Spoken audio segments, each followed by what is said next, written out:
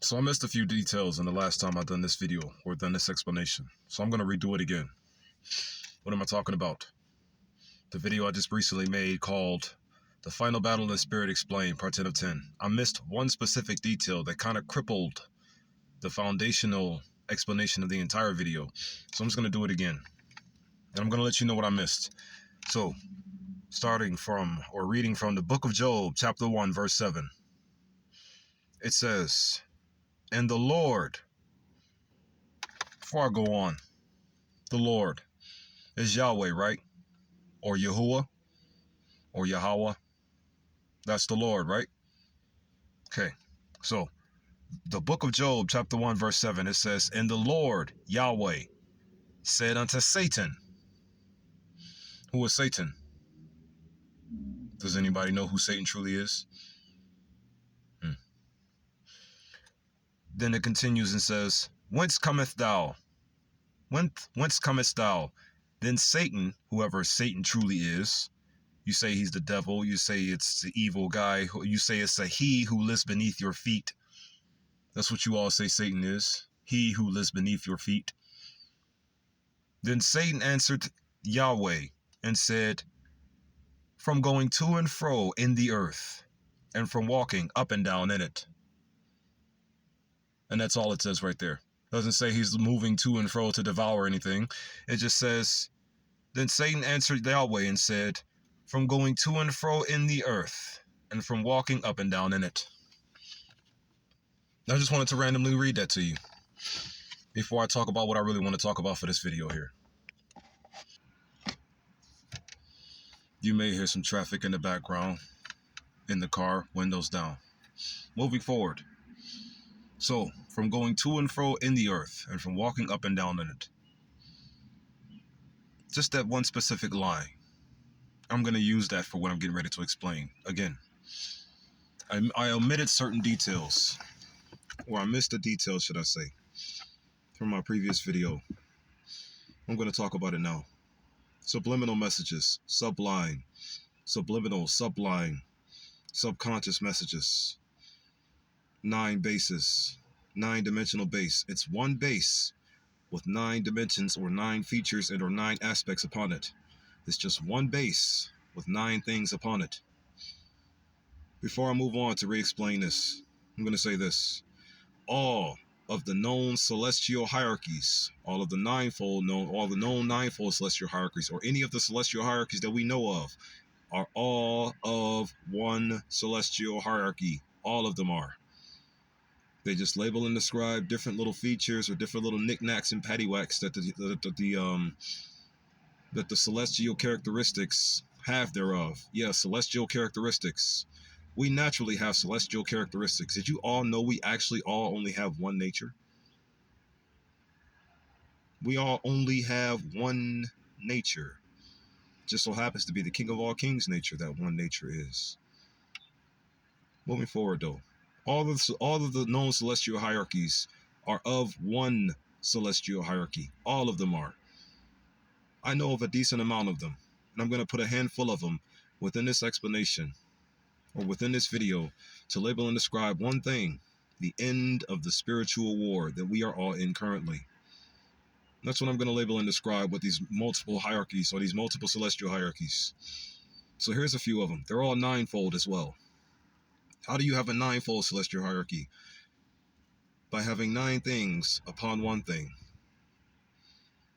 Ninefold celestial hierarchy, or a 9-dimensional hierarchy. For example, or the first hierarchy that I'm going to put is the 9 choirs of angels hierarchy. The 9 choirs of angels, reading them from the current of liberation on down to the physical. What are they? Number 1, the seraphim. Number 2, or rank number 1, the seraphim. Rank 2 of the 9 choirs of angels. The cherubim. Rank 3. I'm just going to tell you the names. You'll have to look it up and see the information for yourself. The highest point of God. Let's just say that. The highest of the high. Because remember, this is all subliminal. I'm just going to say them out loud. But then as I go into the video, you'll get the explanation from each of the names. Or you'll get the explanation from what they are later on. So I'm just going to list them off for you right quick. The 9 choirs of angels. Rank number 1, seraphim. Rank number 2, cherubim. Rank number 3, thrones. Rank number 4, the dominions angels. Rank number 5, the principalities angels. Rank number 6, powers angels. Rank number 7, virtues. Virtues. A lot of the noise usually only happens when I begin recording. Or it could just be because I'm sitting in a public space, right? Anybody could just be driving past at any time. Number 7 on the ninefold celestial hierarchy of the angels. Number 7 would be virtues. The original one, at least. The original setup had virtues as number 7. And number 8, the physical body, archangels, which is what I am, an archangel. And then the final 9th slot, the earth itself. The planet itself, or the angels. Angels is the last one on the 9 choirs of angels hierarchy. Next one. There's multiple hierarchies that I'm going to put into this explanation. The next one is the 9 chakra system hierarchy. This is one that I kind of sort of came up with myself because there aren't any out here. And there needs to be a 9 chakra system hierarchy out here. So what's the 9 chakra system hierarchy? Start reading from the current of liberation on down to the physical. So number 1, the soul star chakra. Number 2, the crown chakra. Number 3, the third eye chakra. Number 4, the throat chakra. Number 5, principal heart chakra. Number 6, the solar plexus chakra. Number 7, the virtuous sacral chakra. Number 8, my physical root chakra body. And number 9, the earth star chakra in which we are standing on. The foundational angelic earth star chakra in which we are all standing on. That's another 9-fold celestial hierarchy. There's a lot more as well. There's a few more I'm going to add to put into this video, and I'm also going to tell you the one I made a mistake on in a moment. But here's another celestial hierarchy, a 9-fold hierarchy right here. That's going to incorporate into this video, and it's going to make a lot more sense once I get ready to explain it to you. But these are just the subliminal messages right here. Subliminal 9-fold hierarchies. All of these 9-fold hierarchies that I'm listing off to you, they're all going to serve a subliminal purpose. They're all going to serve a subliminal purpose when we get into the rest of this video here. If you want to keep watching to the into the point of it when I start talking about it. The next 9-fold hierarchy. The 9 deadly sins principalities, or the 9 deadly sins. 9 deadly sins, not just 7. The 9 deadly sins principality. Looking at it from the current of liberation on down to the physical, once again. Current of liberation. Current, like the frequency of liberation, or the vibration of liberation. There's 2 ways to speak on it. You can go from the bottom to the top, which is the current of manifestation, or you can go from the top to the bottom, which is the current of liberation. Or at least that's what Anno Day of Judith calls it.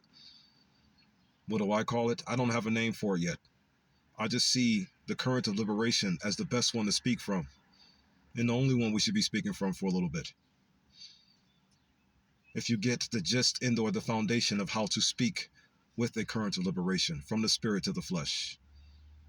Spirit first, in other words, spirit first. Flesh first is the current of manifestation, meaning you're trying to take care of your wants, your needs, your rights, and or your satisfactions. And the current of liberation is soul liberation, soul principle, applying you in a situation where you will serve the best in it. Moving forward, I pray that made sense to you. The next one, the 9 principality sins, the 9 sinful principalities. From the current of manifestation, the first one, ignorance. Well, not ignorance, but flip it. The first one is fear. And then the second one will be jealousy. And the third one will be sloth. First, second, and third, 3, 6, 9.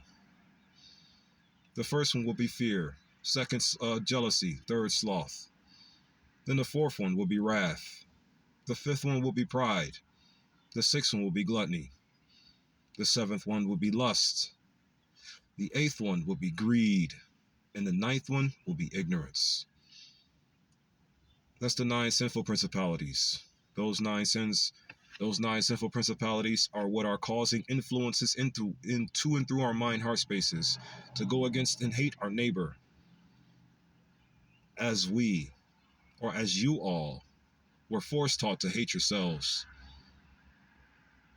Next hierarchy. Here's the one I made a mistake on.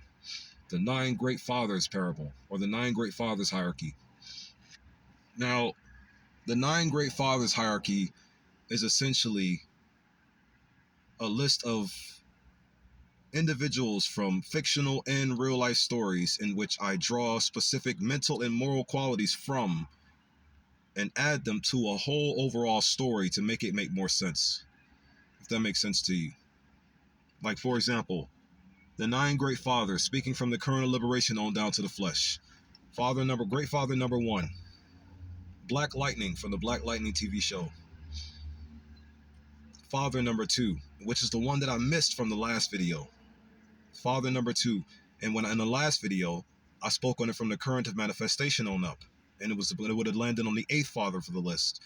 And the 8th father that I was missing, or the 2nd father when you speak it from the current of liberation, the 2nd father of the list is Yahweh. The one that I just read about in the Bible, right? The one who was talking to Satan. Yahweh is the 2nd father and or the 8th father. When you count it from the current of manifestation to the spirit, it'll be the 8th father on the list. Or yeah, he will, right? Yahweh, he will be the 8th father on the list for the current of manifestation read. But Yahweh is the 2nd father on the list from the current of liberation read. So who's the 3rd great father on this list? A fictional character by the name of, or not fictional character, but, well, he is a fictional character. Eric Killmonger. But Eric Killmonger's not a father. Well, Eric Killmonger also played as Rising Dion. Well, you mean the actor Michael B. Jordan who played Eric Killmonger in the Black Panther movie? How in the world? No, he didn't play too. Look, shush. No, but it doesn't make any sense. You can't make a joke like that. Moving forward. So, Eric Killmonger is a great father in my opinion, or a great son. It's a joke, man. Not very funny, huh? No. Moving forward. So, the next great father on this list would be Asura's Wrath from the video game Asura's Wrath. Every time I get to this parable, I just think about how lame it is and how corny it is and how cringe it is. But those mental and moral qualities from my experiences dealing with those little things, because I don't have too many other things to help deliver this life force as our government message to you. Because I don't have scholars or degrees or college certificates. I don't have anything like that. I just have experiences and a decent amount of knowledge and the light image or light vision in which stimulates my sight. It gives me my abilities to see more than a lot of other people in the world we know of today. Which is why my phone, when I went to go buy it just a few months ago, little white girl in there, I didn't know what she was doing. She just over-hacked it and over-messed it up. So now it's a little bit more messed up. So now, more things are in the way to prevent me from being able to say what I wish to say without cartoon characters in the way. Till then, just going to use a few mental and moral qualities from a few fictional characters, as well as a couple of real-life characters as well, to explain something in which you need to know of. What am I about to explain to you? The life force, not the devil force, is our government. Moving forward. Whether you get it or not, it makes no difference, honestly. Because those who are obligated to hear me will hear me every word. Next, the mental and moral qualities of Vegeta from the Dragon Ball series. That is the 5th character on this list. Pride. Then next, the mental and moral qualities of Akuma are on this list as well. Next, the mental and moral qualities of my father are on this list as well. My blood relative actual biological father. That one plays the 7th role. Those mental and moral qualities are the 7th role in this story. Or some of the attributes from those mental and moral qualities. You'll know why once I explain the story that they'll all incorporate into, as well as the next hierarchy in which they'll make more sense. Next, the character by the name of Kazuya Mishima from the Tekken world is the 8th person. For the record, Kazuya, the one that plays from the Tekken world, that's the one who holds the most significance within the story. May not seem like it, but the video game and the mental and moral qualities of Kazuya hold the most significance in the story. What about Eric Killmonger?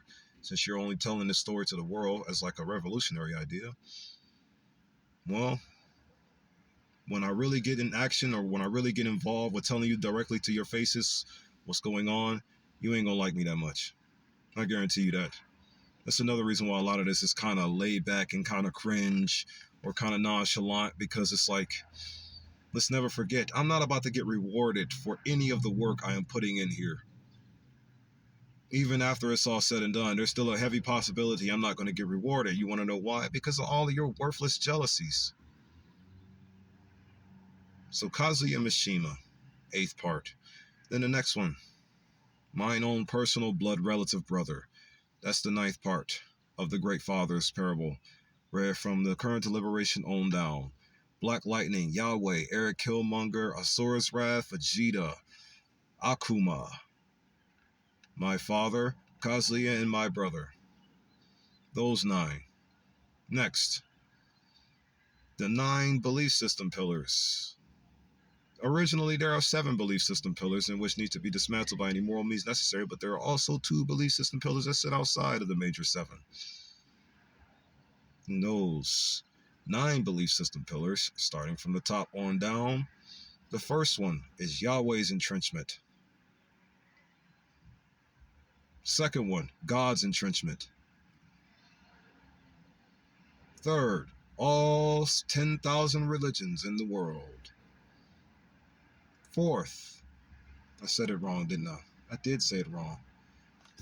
Here, redo it all. Redo it all. So, the first belief system pillar is actually a constituent of the soul star chakras, which would be God's entrenchment alone. The soul star chakra is God's entrenchment, or the 9th belief system pillar from the top on down to the 9th. That's God's entrenchment right there. The second one, all 10,000 religions on this planet. The third one, all 5,000 tribes on this planet. The fourth one, my gangsters. All of the melanated gangsters on this planet. That was the fourth one, right? So now the fifth one. What would the fifth one be? The fifth one would be the nerd geek culture. My legs. The nerd geek culture. What is the nerd geek culture? Nerd, acronym. Neglected Earthrealm dreamers. And geek, gentlemen evading everyday knowledge and or gamers evading everyday knowledge. This belief system categorizes the rich, middle class, and all of ye who have been poverty-stricken due to the white world's colonization worldwide. Remember, everybody alive currently is only in the position they are in currently due to their hatreds. Who is there? Your so-called white people globally, all of them, everywhere they are. It is just them. It is just them, and which are the problem. It is just them.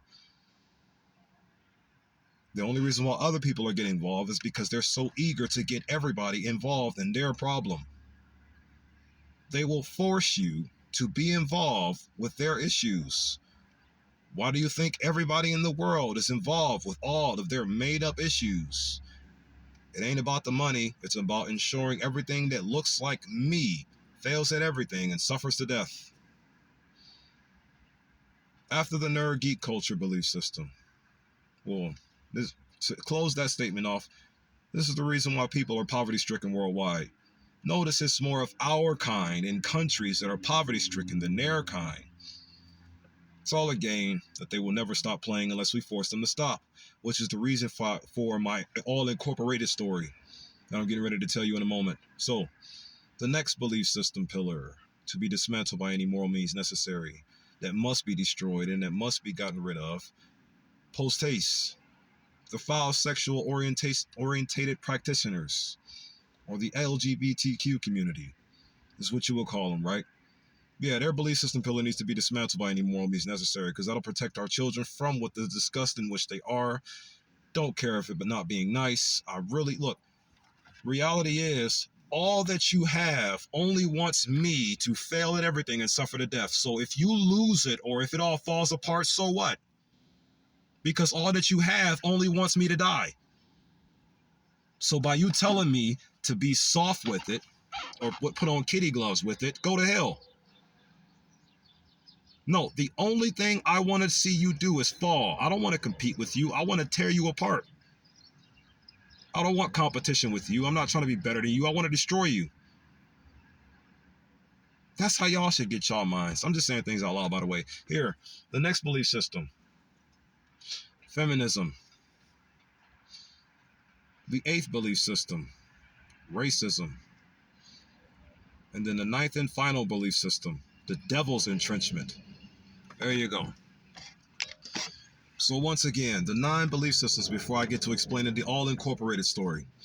The 9 belief systems.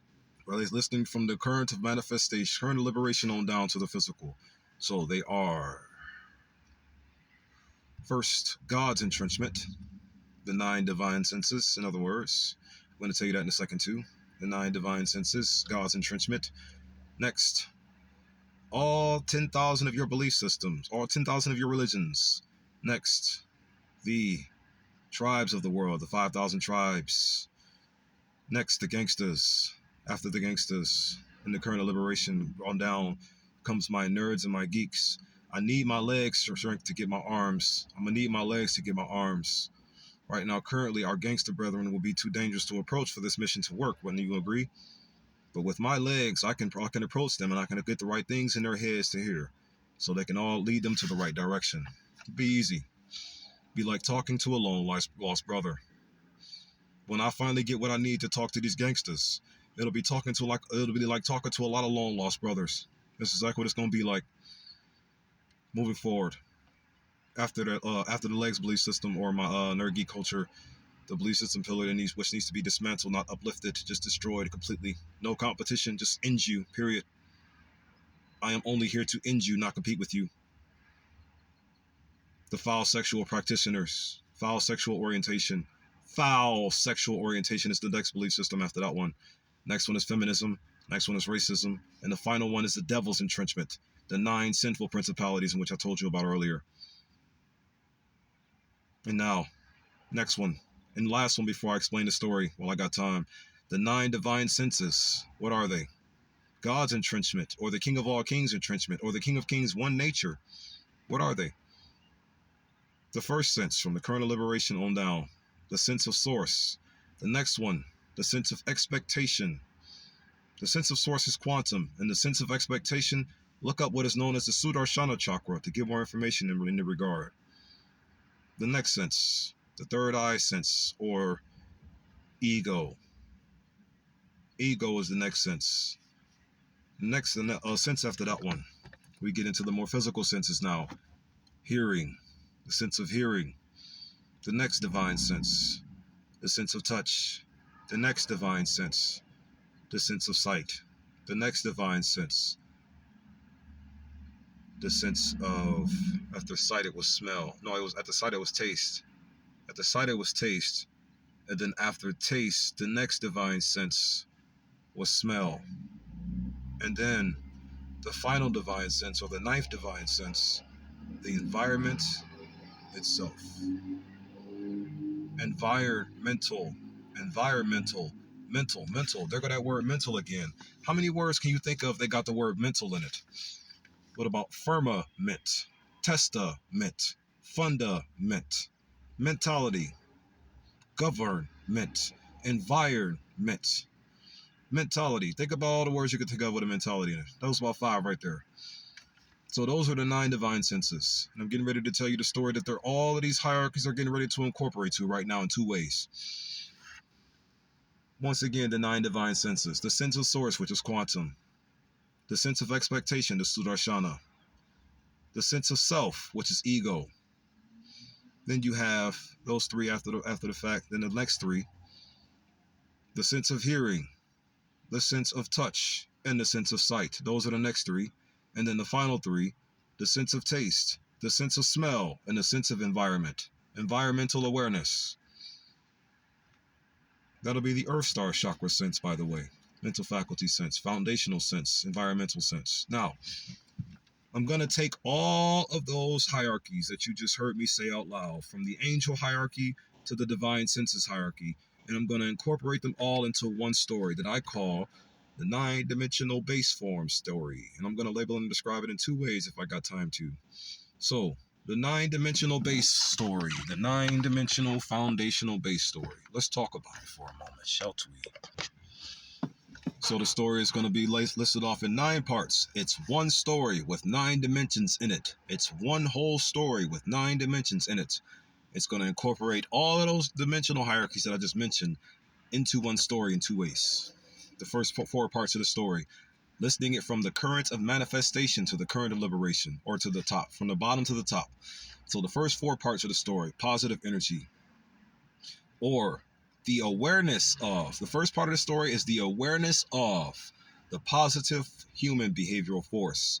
The second part of the story, awareness of the negative human behavioral force. Third, awareness of the balanced behavioral human force, or human force of behavior. Behavioral force. Awareness of the positive behavioral human behavioral force, awareness of the negative human behavioral force, awareness of the balanced human behavioral force, and awareness of the dead human behavioral force. Those are the first 4 parts of the story.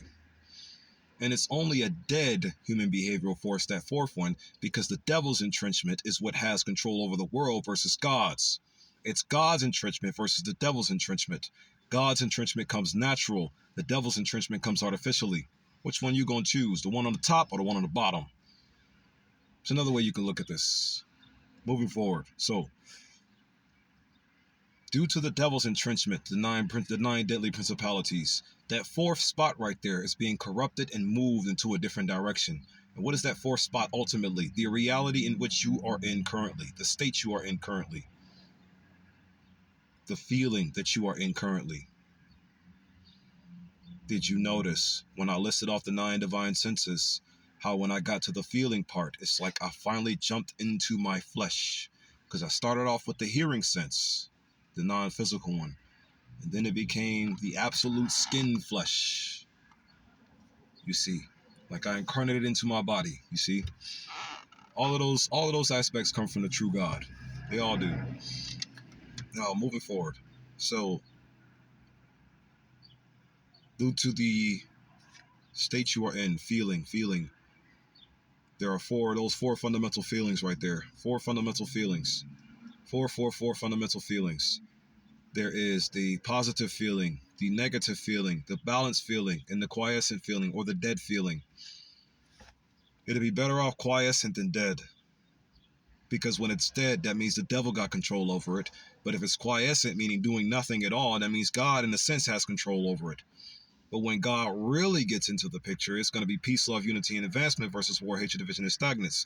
Because the devil's entrenchment simply will lead you to war, hatred, division, and stagnance. And God's entrenchment will simply lead you to peace, love, unity, and advancement. Pick a side. There's something interesting on both sides to honestly study and look at, but I would rather just stay on the positive side. Keep my balanced mind on the positive side of peace, love, unity, and advancement, or keep them on the balanced grounds, or keep them on the good grounds, what I would rather to have. So the first 4 parts of the story: positive, awareness of the positive force of human behavior, the positive feeling force of human behavior, or whatever words you want to use to label and describe those first 4 things. The next thing in the story, the 5th thing, the devil itself, or Yahweh. Once again, I told you it's all going to be incorporated into one story. The next one is Yahweh. This is the devil here I speak of. Is it blasphemy? I don't regard Yahweh as sacred. I personally don't. You may regard Yahweh as sacred with all of your made up feelings. But I regard to Yahweh as a lie, because that's what she is, a lie. Moving forward. So, you don't have to watch at all. Like I said, the people behind the scenes are obligated to hear these words anyways. So, Yahweh is a lie, and a devil, and a demon, and the government of the world today, and who all the 2 billion white people answer to, which is the sixth part of this story, by the way. The sixth part of this story are the 2 billion white people worldwide. They are what you can label and describe as the devil's sword, and what the devil uses to entrench her 9 foul principalities into the seventh part of this story, which is every melanated man, woman, and child in existence on this planet. The seventh part of this story is all 7 billion melanated people on this planet. There are 7 billion melanated people on this planet, according to how the logic is mathing up right now. And all 7 billion of those melanated people on this planet here are being attacked by 2 billion white people at the order of one devil, demon woman, who you all know of as Yahweh. Not Yeshua, Yahweh. Yeshua is innocent. Speaking of Yeshua, the 8th part of the story. Now, the first 4 parts of the story are also the 8th part of the story without the devil's entrenchment on the 4th one. Let that sink in for a moment, if you would.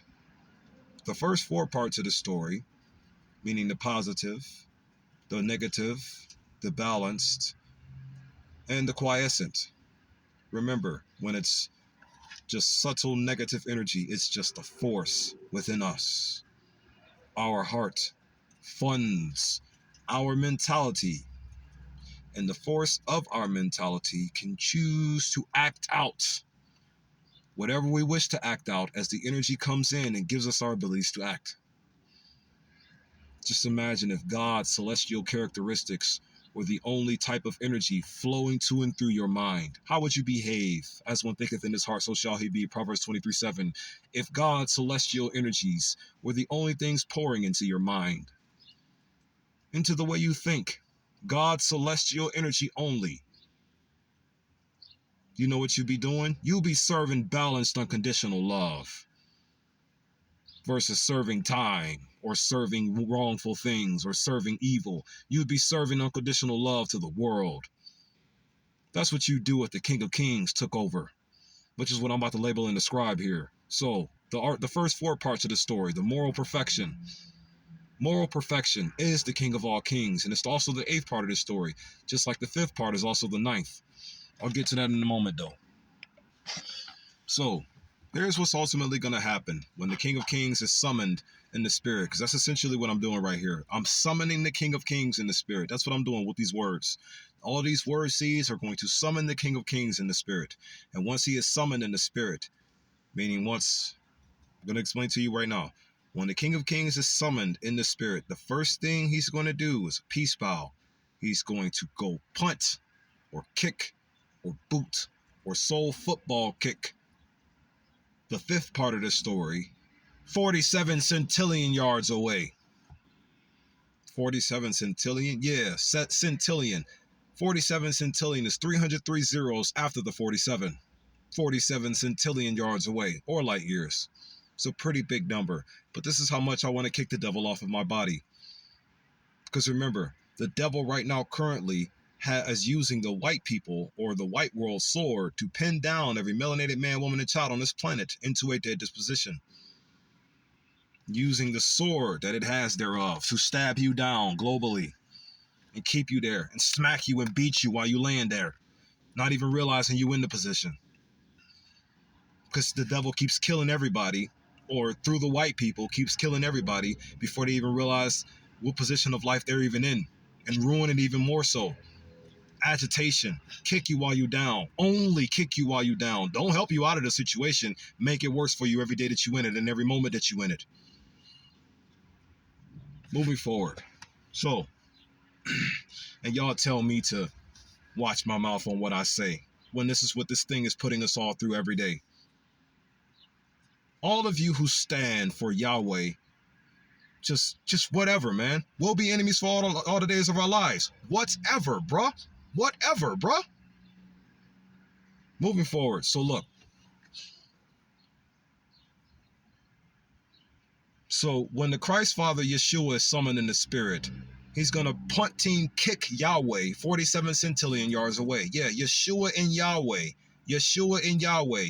Yeshua is actually God. Yahweh is actually the devil. Yeshua is actually God. Yahweh is actually the devil. Yeshua is actually God. Yahweh is actually the devil. Yahweh Shai is actually God. Yahweh is actually the devil. Yahusha is actually God. Yahuwah is actually the devil. Iblis is actually God, where Allah is actually the devil. Do I dare say Satan was? Satan was just an incarnation. I used to think Satan wasn't real. I used to have a lot of thoughts about Satan before I realized who and or what he is truly. Or should I say who and or what he was truly. Because yeah, Satan really is beneath our feet right now. But you want to know what that implies? He's dead. Him and his army that were essentially a third of the people on the planet at the time he led them all because of how many people he consumed and into his conviction. And now here I am doing the same thing he's doing, or getting ready to, with these words as I march all throughout your planet to tell you of the true God of our reality. It is Yeshua, not Yahweh. Yeshua is the true God. Yahweh is the true devil. Yahweh just told you to undermine Yeshua to a degree. Shorten his story. Make his vessels seem like devils. Make all of Yeshua's vessels, like Satan, for example, seem as a devil. Satan came from the same life force Yeshua did. Just another vessel. Yeshua was the most popular vessel, or your Jesus. Yeshua was the most popular vessel. But you want to know something else? Just like Horus, or Ra, or Amun, there was also a Satan. That's who he is truly. He's not a devil. Why do you think you have to be hearing all these lies every day regarding who he is for truly out here? Why do you think you hear all these things? It's kind of like the situation with Dr. Umar Johnson and this little daughter, because the baby mother has been lying to you about who the actual dad was your entire life. You notice those things, right? How a baby mother can lie to you about who your dad is your entire life, and then you grow up thinking these stories that you heard about him were all real. Satan is far from evil. He paid the price for it too. Because you're going to try to be balanced and good in a world that only wants you to be imbalanced and wrong. And then you went and you got the majority of the people on the planet to join your side. How do you think Satan got a third of the angels to follow him? How do you think that happened? You want to know something? You all and or our ancestors were said angels that Yahweh murdered in the story of Revelation. How in specific scientific details? Says a lot about the planets being exploded or burnt down, continents splitting up. You know the story. You just act like you don't. Here, let me finish this real quick. Or I'm going to finish this. Not let me. I'm just going to finish it now. So, the fifth part of this story, Yahweh. The eighth part of this story, Yeshua, which is the first four parts of this story all in one. Gets in there, boots Yahweh 47 centillion yards off of my Christ body, which is being pinned down by the sword right now. Get off of my melanated Christ body, you demonic piece of trash. Afterwards, the King of Kings then analyzes the sixth part of the story and rips it out within 0.6 seconds with all six of his gangster arms. Takes the sword. Well, before he does this, there's one more detail I need to mention. The seventh part of the story. Once I snatch the sword out of the seventh part of the story, he'll begin to wake up and heal immediately. they'll begin to reawaken and heal immediately. The seventh part of this story, when I snatch the sixth part of this story out of it, after booting the fifth part of the story 47 centillion yards away so I could be able to do so, I will be able to they will be all reawakened and re-healed immediately. Next, that's right there. That story I just labeled and described. That's the reawakening portion of the eighth part of the story. And now there's a reincarnation part of the eighth story. There's a reawakening portion, the first four, and then there's a reincarnation part, the next four. The acceptance. So, take the sword with all six arms and force sheathe it. Sheathe it.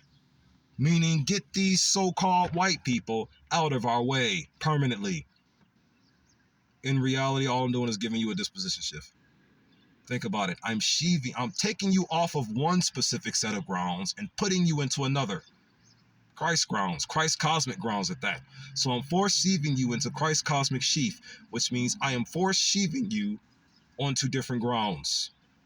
Meaning you will no longer stand on the grounds that involve you ruining our lives for shits and giggles. I didn't mean to use profanity. Next, the reawakening. After the reawakening takes place, the seventh part reawakens and heals. I force sheathe the sword. Spiritually uplift every melanated man, woman, and child alive to the most highest dimensional thinking mind possible. And right now, currently, it's just going to be a 9-dimensional thinking mind. And then once you all reach the 9-dimensional thinking mind and accept it, we fuse. And that'll be the end of the eighth part there.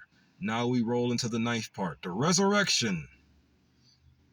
And now here we are in the resurrected part. We've come back to our 9 divine senses, all of the evil belief system pillars and negative principalities keeping us separated and bound to this hell are all gone. And now I personally, because this is all the I's idea, the 8-dimensional thinking mind rests in the third eye chakra. We are now about to be in the part where it's time to fight for the reestablishment of our way. I am a 9 billion fuse strong right now. I have a 2 billion strong sword and I have a 7 billion strong body. You follow what I'm saying? There are 7 billion major black people that I need to care about only, and there are 2 billion white people that I just need to fuck out of the way.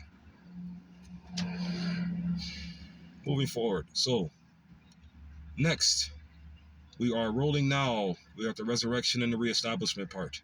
Now, here's where the devil is going to come back 47 centillion miles away just to put us back into the hell it had us in once before. But due to how powerful we are in this 9-dimensional base form with 9 billion people, 7 billion major melanated people, and 2 billion white people completely out of the way so we can actually fight the devil properly. Because honestly, we don't even really need the white people to fight the devil. We can fight the devil without the white people. We just need to get them completely out of the way so we can actually fight the devil and succeed in beating it. However, we cannot beat the white people or we cannot beat the devil as long as the white people are in the way. Moving forward. So, we then take a step to the infinite omnipresent thinking mind in order to completely subjugate the devil for all of eternity. And what is the devil we are subjugating? We are subjugating the toxic feminine nature of the world. That's what we're subjugating. The toxic, jealous, feminine nature of the world. Because once jealousy falls, all of the other sins go with it. I'm running out of time here. Shalom, shalom, shalom. The whole point of this story is to get us strong enough to beat any and everything involving what this world is pushing our way. That'll keep us all destroyed and ruined. And soon I'm going to be marching to and fro all throughout the world to tell you this one thing that you need to know of, our true nature. For our true nature, once we learn of it and master it, we will conquer our own world. And not even necessarily conquer it. Just live the correct way. The devil's way ain't the right way. God's way is the right way. Choose the God's way. Stand on God. Stand on God's principles, not on the devil's principles any longer. Peace, love, unity, and advancement to you all, my family.